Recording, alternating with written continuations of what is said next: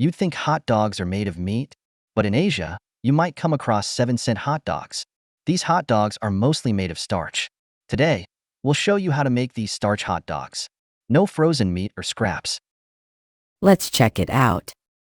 We're using gluten powder, 200 grams of wheat protein powder, then 50 grams of modified starch, 50 grams of vegetable oil, 0.5 grams of spices, 1 gram of roasted meat flavoring. But don't add too much. Just a drop to give it that hot dog flavor. Don't overdo it, or it'll taste too strong. 5 grams of salt for seasoning, 5 grams of umami seasoning. Look at the color of this powder. You know it's potent. It's stronger than MSG. Eat too much and you might lose hair. 10 grams of sugar, 1 gram of red food coloring. Look at this color. It's so red.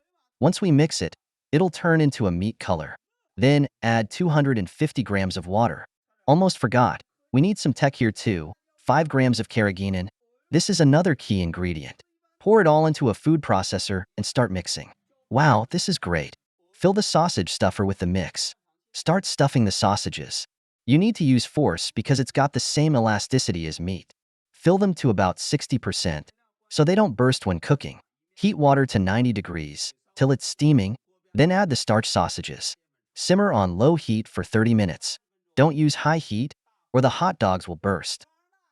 100 years later. Once done, take them out and cool in cold water. Oh wow, this is great.